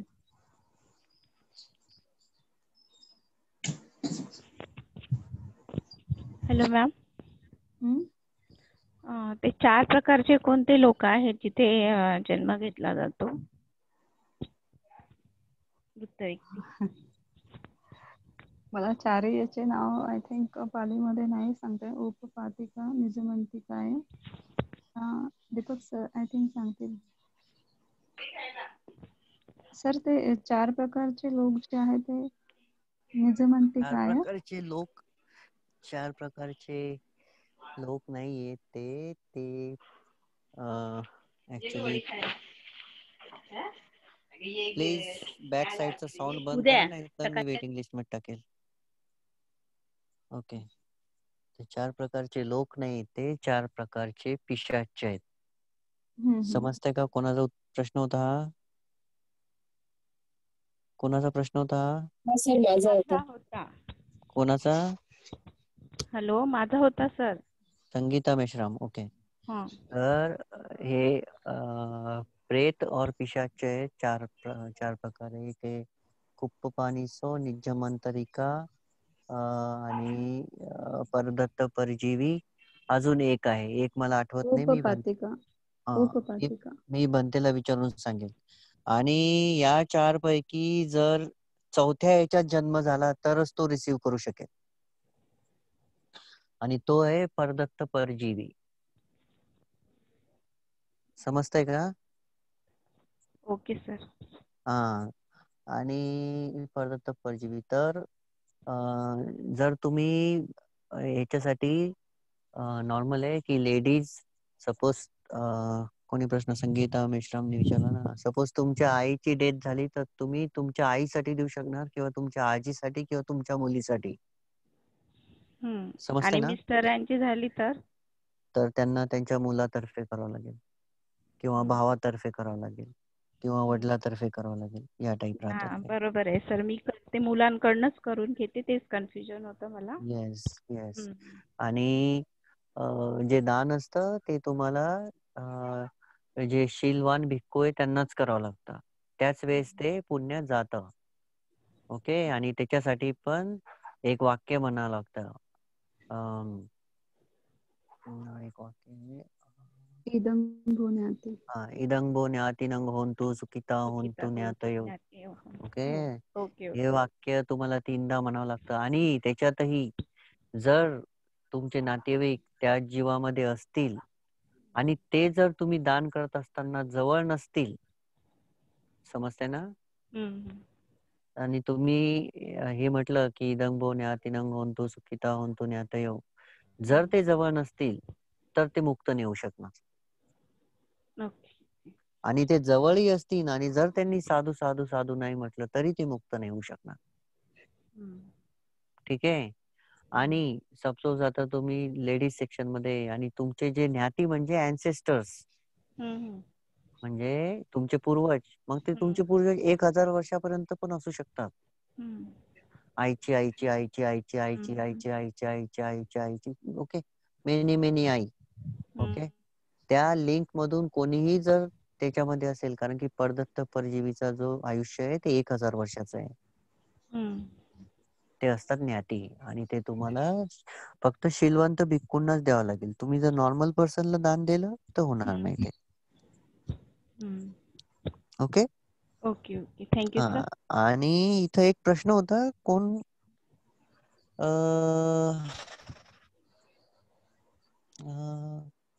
कमल कोणतरी प्रश्न विचारला. रोहिणी मॅडम, तुमच्या मैत्रिणीचं नाव काय? रोहिणी मॅडम आहे का इथं? कमल राऊत. कमल राऊत. ओके, मैत्रिणीचं नाव कमल राऊतजी, तुम्ही इतक्या दिवसापासून आहात. मी किती, मला वाटतं रोज सांगितलं, रोज एव्हरी डे सांगितलं की जर ध्यानामध्ये आनापानासतीमध्ये जर विचार येत असतील तर काउंटिंग करावं लागते. किती वेळेस सांगितलं मी हे? Hello Rohini madam. हा सर, किती वेळेस सांगितलं मी हे? नेहमीच सांगता सर तुम्ही. असे प्रश्न तर अपेक्षित नाही ना. जर 60 दिवस तुम्हाला सांगितलंय मी एव्हरी डे की counting counting counting counting counting, या काउंटिंग मुळेच तर सगळ्यांचं ध्यान चांगलं झालं. हो सर, तुम्ही नेहमीच सांगता ते काउंटिंग आहे करा. की नाही? हो. सो जर तुम्ही जर विसरत असाल तर तुम्ही माइंडफुलनेसची प्रॅक्टिसच नाही केली. सिंपल सांगतो मी. तुम्ही जर शेवटच्या दिवशीच विसरू लागले तर तुम्ही उद्यापासूनही प्रॅक्टिस विसरून जाल. हे मी तुम्हाला सांगून देतो आताच. माइंडफुलनेस कशासाठी प्रॅक्टिस केली होती आपण? की चांगलं म्हणजे रिमेंबर राहावं. समजतंय ना? हो सर. ओके ओके, ठीक आहे, कंटिन्यू करा. Okay sir.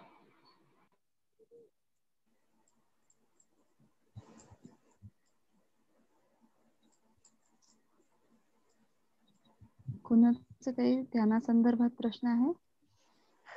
त्यांना एक्सप्रेस करायचं होतं, त्याच्यासाठी मीटिंग होती. त्यांना सांगायचं की त्यांची 45 डेज कसे गेलेले. So we must give them chance. Okay okay okay. Okay, कोणीतरी रिक्वेस्ट केली होती ग्रुप मध्ये, कल्पना लाडे यांनी, की बऱ्याच जणांना व्हिडिओ नाही सांगता येत नाही असं या टाईप. तर प्लीज कल्पना लाडे, तुमच्या ज्या मैत्रिणी होत्या त्यांना सांगा की बोला. Hello ma'am. Hello sir.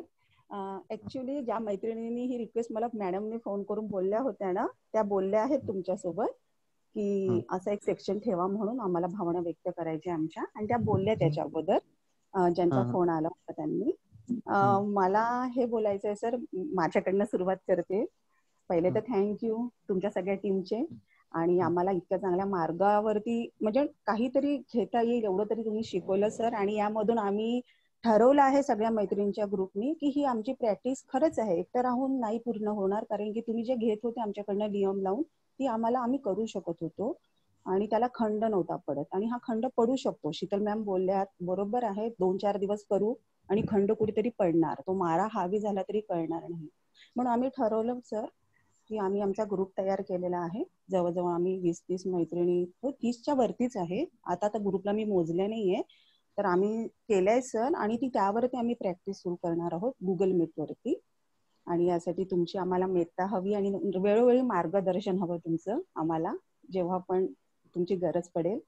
आणि मला असं वाटतं सर मॅम की हा ग्रुप काही आमचा जास्त लॉंग नसावा, लवकरच तुम्ही दुसरं सेक्शन चालू करावं.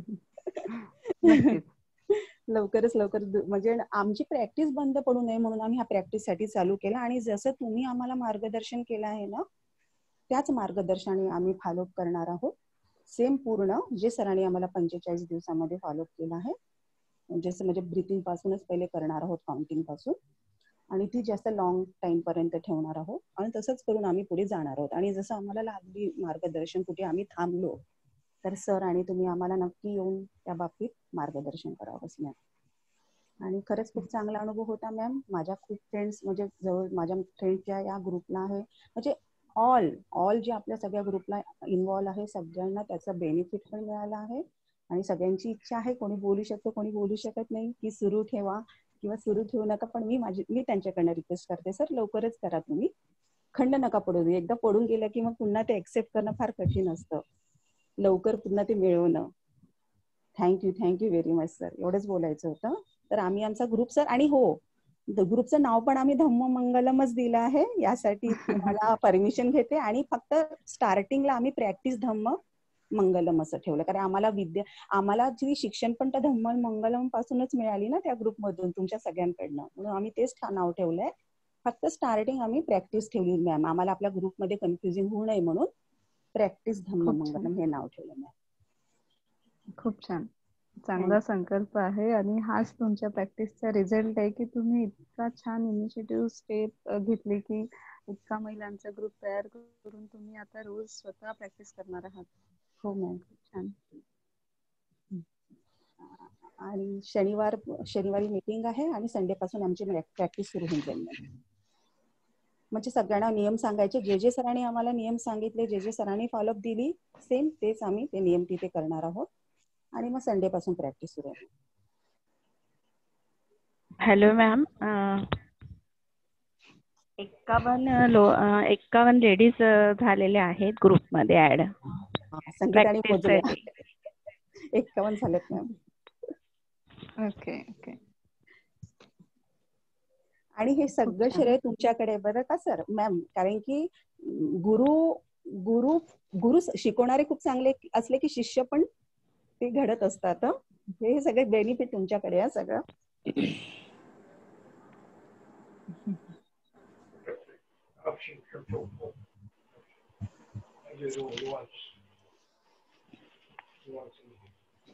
त्याबद्दल थोडं आम्हाला काही मार्गदर्शन सांगाल मॅम, कशी सुरुवात? म्हणजे सुरुवात आम्ही सरांसारखीच करणार आहोत सेम, तरी पण मग वेळोवेळी तुम्ही सांगा आम्हाला.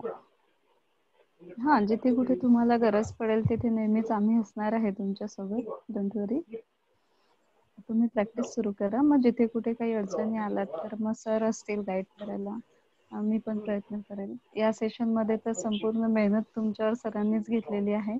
काही कारणास्तव मी तुमच्या मेडिटेशन सेशनला जॉईन नव्हते. होच मॅम, हो. Thank you ma'am. Okay, welcome.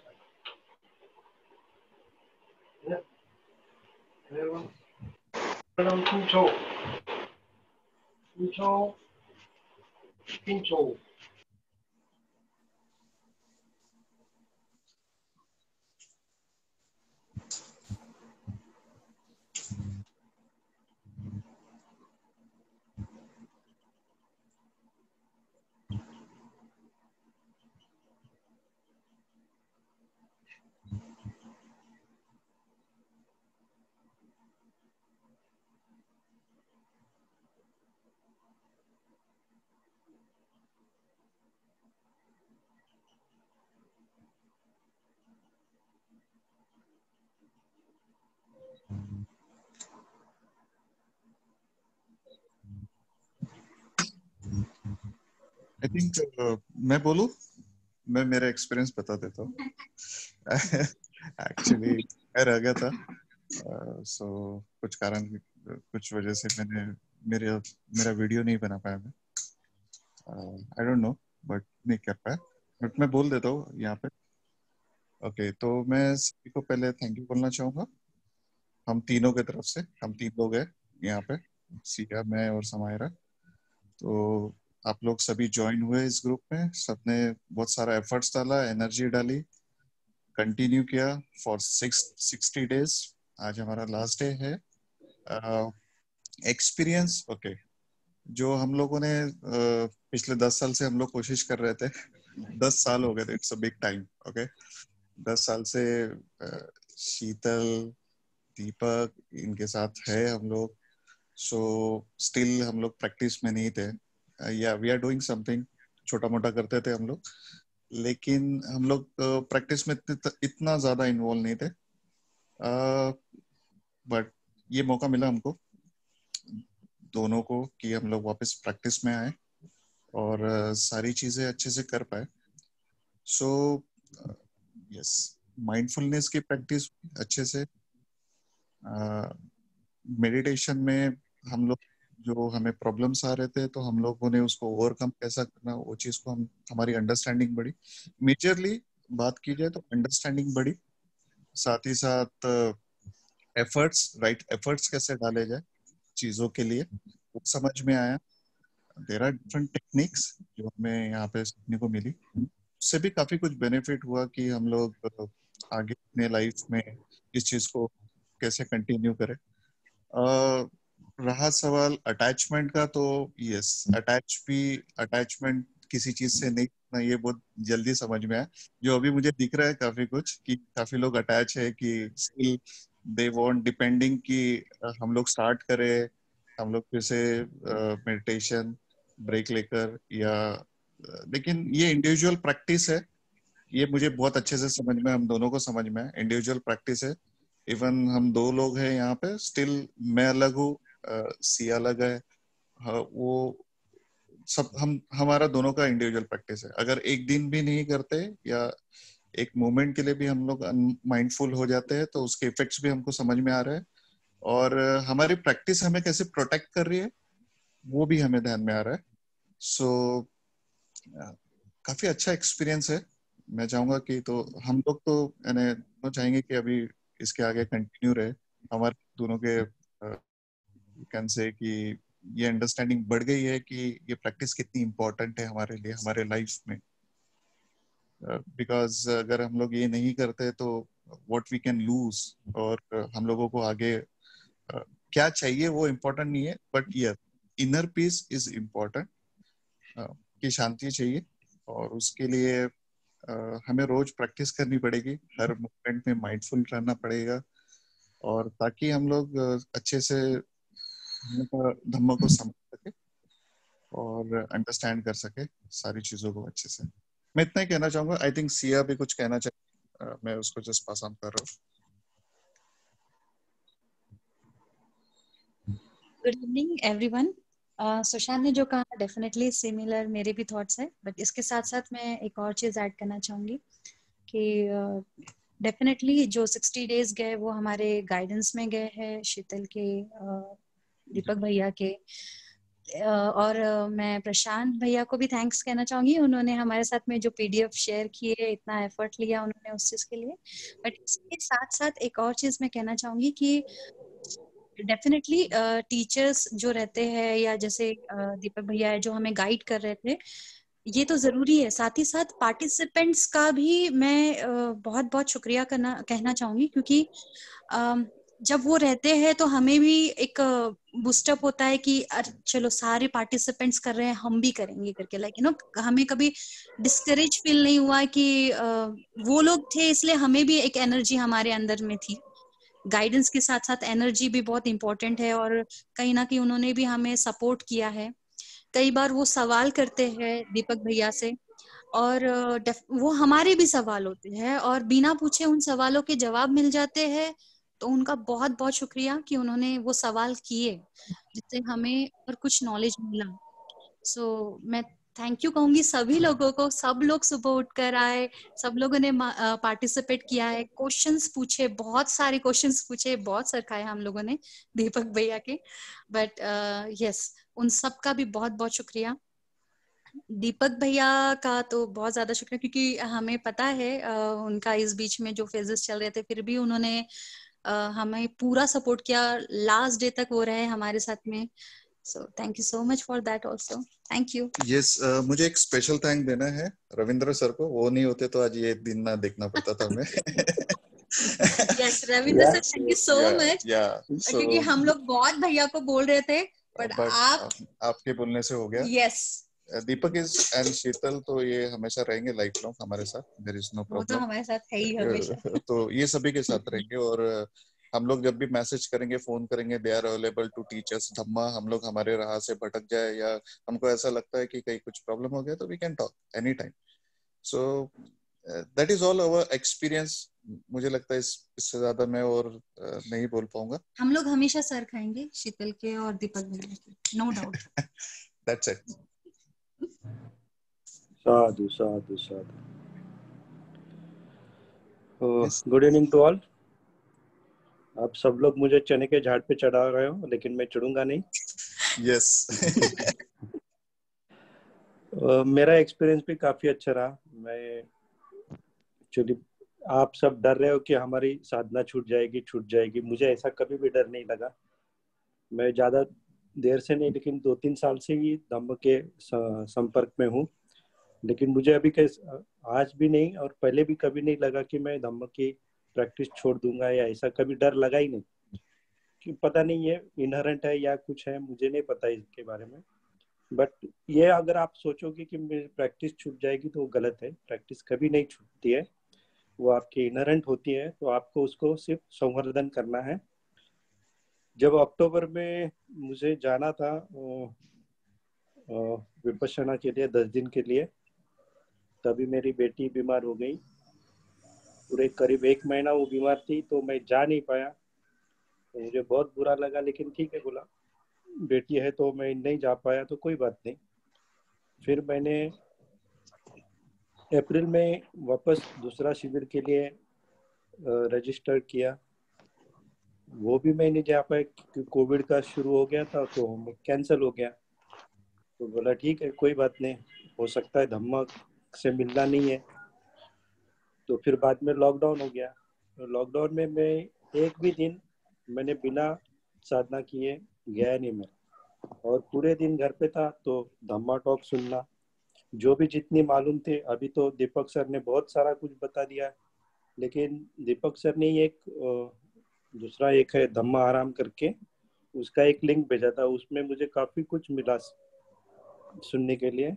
जो पीएल धर सर है उनके तो काफी सुने मैंने, को कुछ तो दोबारा भी सुने, तो उससे मुझे काफी समझ आई धम्म के बारे में। और तभी बाद में फिर एक दिन ऐसा हुआ कि मुझे इच्छा हो रही थी ये ऑनलाइन कोई तो सिखाए या कुछ ऐसा हो जाए कि घर बैठे हो जाए, लेकिन कोई लिंक नहीं था। तभी फिर दीपक सर को पूछा कि ऐसा हो सकता है कि, दीपक सर ने 1 मिनट में हाँ बोल दिया, और फिर ये शुरुआत हो गई इस चीज की। जो आप अगर किसी चीज के पीछे पड़ जाओगे तो धम्म तो मिलते ही, आपको हमेशा मिलेगा। आपने इच्छा किया तो आपको धम्म मिलेगा, आपकी इच्छा है तो आपको टीचर मिलेगा। ये मेरा खुद का अनुभव है। अभी मैं दो बार नहीं जा पाया, लेकिन उससे ज्यादा मुझे अभी इस टाइम मिला है। 60 दिन का पूरे घर में रह के मैंने जो सीखा है, वो शायद ही मैं 10 दिन के विपश्यना शिविर में सीख पाता। और सारे एंगल मैंने ये सारी चीजें पढ़ी थी या सुनी थी, जो मरणानुसति है, धम्मानुसति है, बुद्धानुसति है, 32 बॉडी पार्ट्स, ये सब पढ़े थी कि ऐसा होता है वो। और मेरे पास ज्यादा लिंक्स भी नहीं थी कि कहाँ से मैं पढ़ूं, या फिर मैं किसी और से भी पूछता तो पता नहीं इतने डिटेल्स में मैं जान पाता कि नहीं। बट ये अच्छा प्लेटफॉर्म मिला जिसमें पूरे टाइम, पूरा दिन हम धम्म के संपर्क में रहे। उस चीज का ज्यादा महत्व है कि जब आप पूरे टाइम धम्म के संपर्क में रहते हो तो आपको ज्यादा इफेक्ट मिलता है। न कि आप 10 दिन के शिविर में गए फिर बाद में आपने सुबह शाम करते रहे तो इतना इफेक्ट नहीं मिलता है। लेकिन जब आप दिन के 24 घंटे धम्म के संपर्क में रहता है तो ज्यादा इफेक्ट रहता है। ये मेरा खुद का अनुभव है। और अभी आप जो पार्टिसिपेंट हैं उनको भी मैं ये कहना चाहूंगा कि आप बिल्कुल डरो मत, ये विचार बिल्कुल मत लाओ कि मेरी प्रैक्टिस छूटेगी। जैसे ही ये विचार लाओगे वो मारा ज्यादा आपको अटैक करेगा। तो मेरी प्रैक्टिस नहीं छूटेगी, पॉजिटिव ही सोचो कि नहीं छूटेगी। तो कल्पना मैडम बार बार रोक रहे हैं हमारी प्रैक्टिस छूटेगी, प्रैक्टिस छूटेगी। नहीं छूटेगी मैडम, आप सोचो ही मत कि मेरी प्रैक्टिस छूटेगी। आपको पॉजिटिव रहना है कि मैं रोज सुबह शाम करूंगी, कुछ भी हो जाए। हो सर, हो और सर। उसमें भी सबसे बड़ा इम्पोर्टेंट है कि सुबह की प्रैक्टिस। जिस दिन आप सुबह की प्रैक्टिस छोड़ोगे दिन भर की प्रैक्टिस छूट जाएगी, फिर शाम की भी छूट जाएगी। तो कुछ भी हो जाए, कितना भी हो जाए, सुबह की प्रैक्टिस मत छोड़ना। ये मेरा खुद का अनुभव है। जब सुबह करोगे तो आपको दिन भर भी याद रहेगा और शाम को भी आपकी होगी। जिस दिन सुबह की छूटेगी दिन की भी छूटेगी और शाम की भी छूटेगी और भी बंटाधार हो जाएगा। तो ये जरूर याद रखना, सुबह कुछ भी हो जाए सुबह उठना। आपको तकलीफ होगी तो ध्यान करके सो जाओ, लेकिन उठो जरूर। मेरे ख्याल से मेरी तरफ से इतनी सलाह काफी है आपके लिए।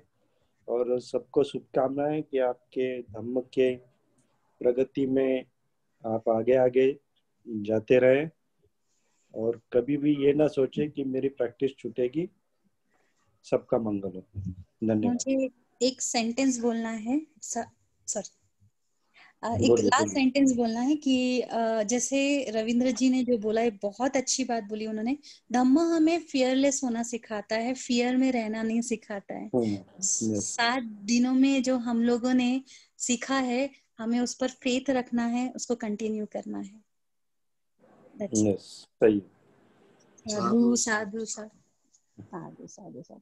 आणि रवींद्र सर तुमचे पण खूप धन्यवाद। तुम्ही जे मराठीमध्ये ट्रान्सलेशन करून पाठवायचे ना, त्याच्यामुळे आम्हाला खरंच खूप फायदा झाला। आणि त्याच्याबद्दल स्पेशल धन्यवाद। आणि निगेटिव्हिटी नाहीये सर, फक्त मी सरांना पुश करते की तुम्ही ओपन करावं। निगेटिव्हिटी तर अजूनही हवी नाही झाली आहे की तुम्ही म्हणाल ना ती लालसा म्हटलं तरी चालायला तुम्ही ती काही बोला, परंतु निगेटिव्हिटी नाहीये। मला असं वाटलं असं बोलले की सरांना होऊ शकतं, ओपन करू शकतात म्हणून त्यांना मॅडम ही अटॅचमेंट हो सर, ही अटॅचमेंट झाली। आपल्याला या अटॅचमेंट काढायचे, काढून टाकायची सर। आणि त्याच्यासाठीच आम्ही हा ग्रुप तयार केला आहे प्रॅक्टिससाठी। मॉर्निंगचाच आहे। Thank you Ravindra sir. आणि तुमचे पण थँक्यू, तुम्ही आम्हाला खूपच कोऑपरेट केलं। खूप म्हणजे आम्हाला जे समजत नव्हते टॉक्स इंग्लिश मध्ये ते तुम्ही ट्रान्सलेशन करून मराठी देत होता। खरंच धन्यवाद त्याबद्दल तुमचे। थँक्यू। साधू साधू साधू।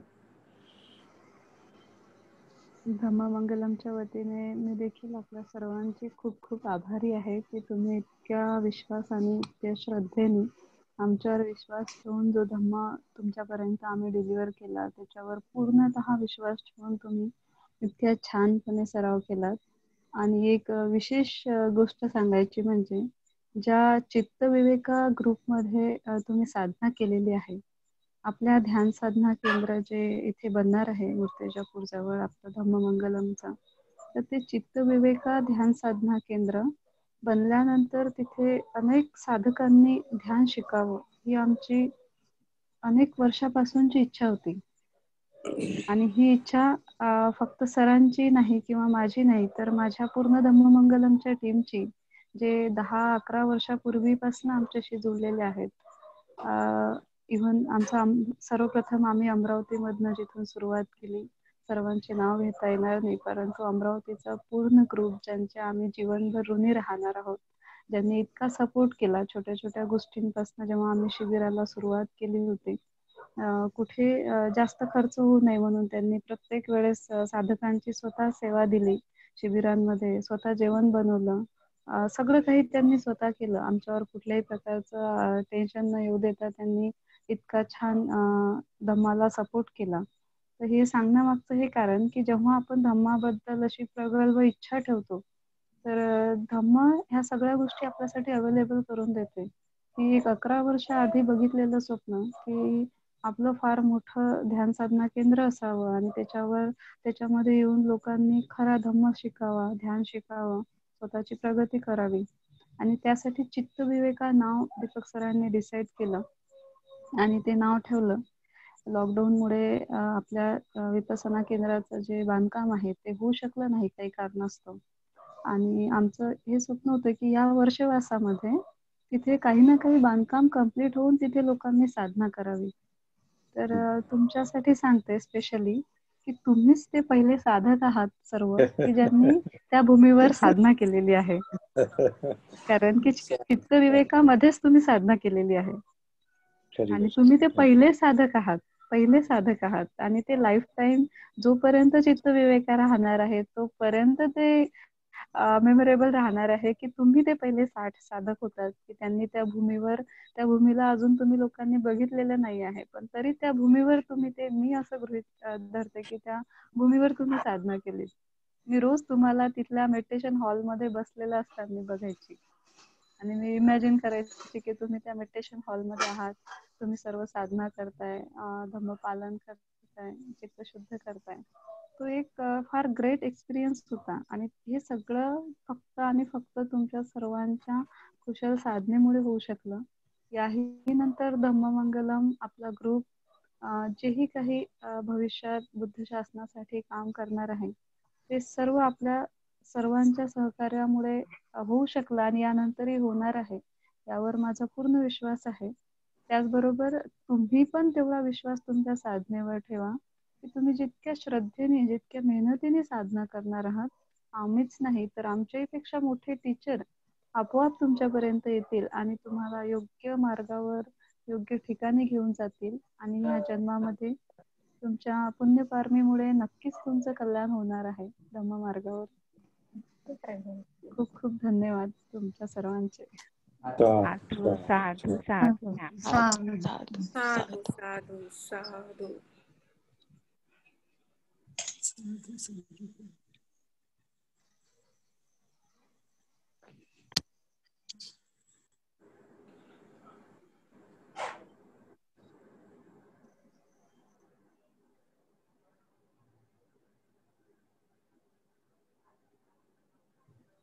ओके, कुणाला काही बोलायचं नसेल तर फिनिश करायचं.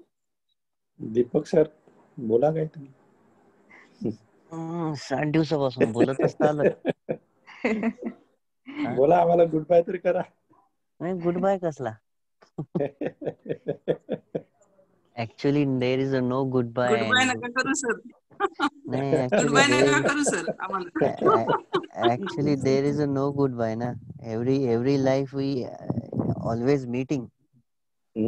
Definitely, okay, sir. yes, nay, actually every life we meet already and we meeting already. Yes. Okay, so goodbye त्याच वेळेस होईल ज्यावेळेस तुम्ही अनंत होसाल.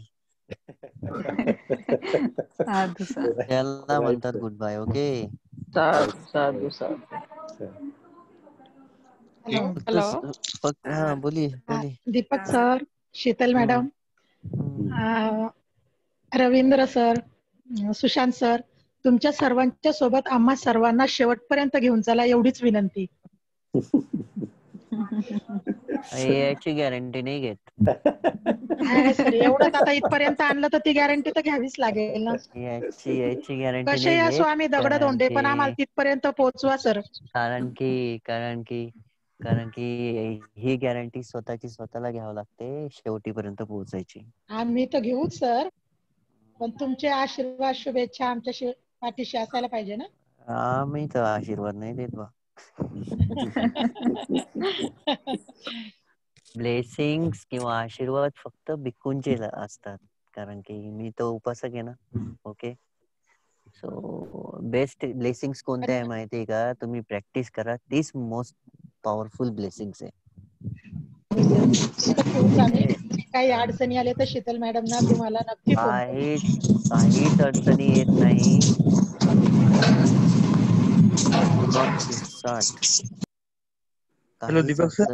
काहीच अडचणी येत नसतात. सिंपल आहे, स्वतःच्या आतमध्ये टीचर निर्माण करा. आता हा बोला. Thank you sir. हॅलो. बोला मनोजजी बोला. Thank you Deepak sir. Okay, okay, no problem.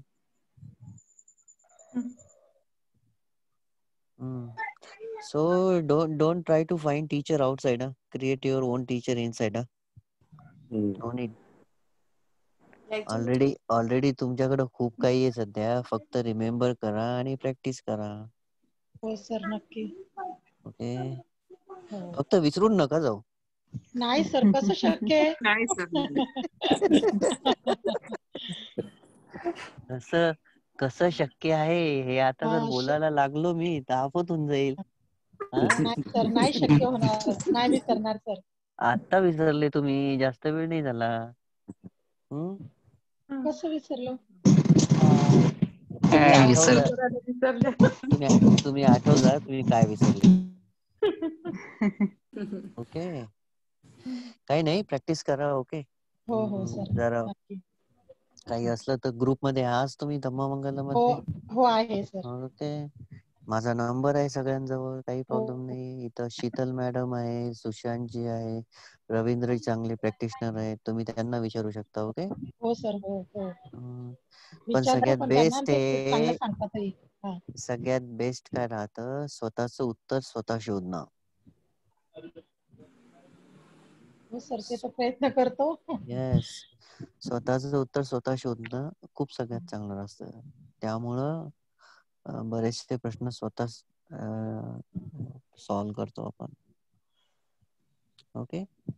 हो हो सर. Thank you sir. थँक्यू नाही म्हणायचं. Many many hello. बोला. Hello sir. Many thanks. Sir Deep sir आपको, शल जी, इंद्र सर, बाकी सारे पार्टिसिपेंट को बहुत बहुत धन्यवाद.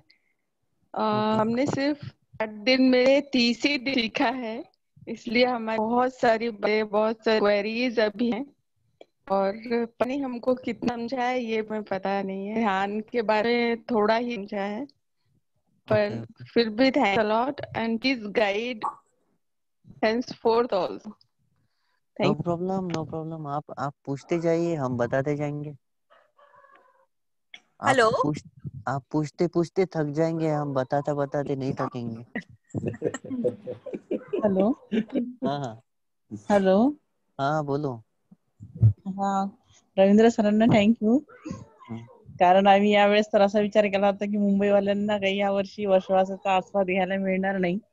पण रवींद्र सरांनी हे सगळं आम्हाला लिंक वगैरे आणि तुमच्यापर्यंत पोहोचवलं आणि तुमच्याकडून मार्गदर्शन मिळवून दिलं, त्याबद्दल रवींद्र सरांचे आणि तुमचे पण खूप खूप आभार. ओके. आभार प्रदर्शन मॅडम, धम्मा मध्ये आभार प्रदर्शन कसे करतात माहितीये का? नाही सर. सांगू का? चालेल ना, सांगा. प्रॅक्टिस करून. प्रार्थना करून.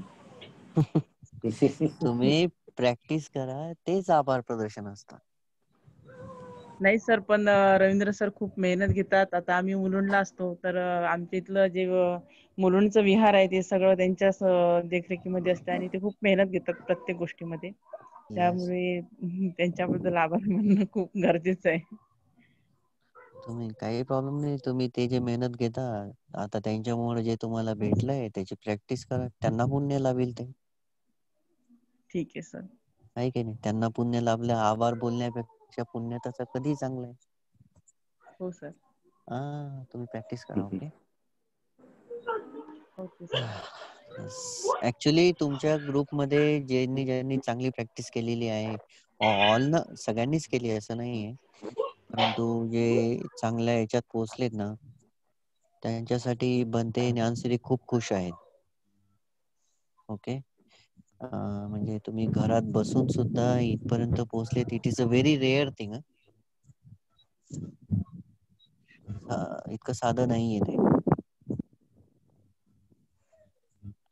ओके. काही प्रश्न नसतील तर आता क्लोज करूया. मला एक म्हणायचं आहे ऍक्च्युली. सो येस, खूप म्हणजे खूप ओके झालंच आहे. Just 2 minutes. ज्यांना प्रॉब्लेम येत आहेत व्हिडिओ अपलोड करायचे व्हॉट्सअप मध्ये किंवा बाकी गोष्टी, तर टेलिग्राम नावाचा ऍप आहे एक, मी नाव टाकतो ग्रुपवर, त्याच्यामध्ये तुम्ही अपलोड करून मला पाठवू शकता, मग आम्ही त्याला अपलोड करून देऊ आमच्या इकडून. Hello yes ma'am.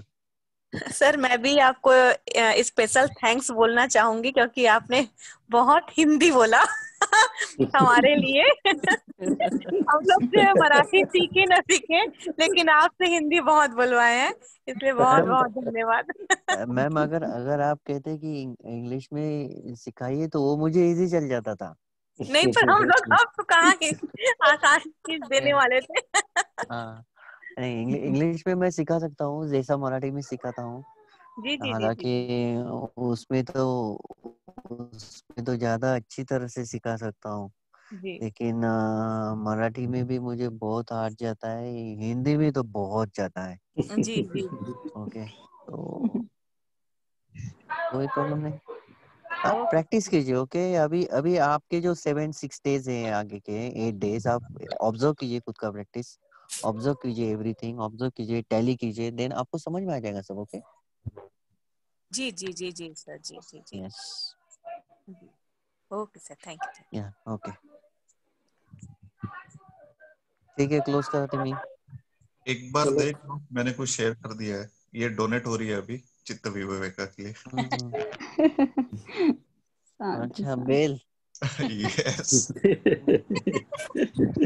सुशांत दादा, स्पेशल थँक्यू. तुमच्याशिवाय हे शक्य नव्हतं ऑनलाईन सेशन घेणं. बट आई जस्ट मला थॉट आला की I just donate this thing now. Sushant बनकरने केलेलं. सगळेच जण याला चित्त विवेकामध्ये एक दिवस पाहतील आणि मग हे वाजल्यानंतर डोळे उघडतील. Actually,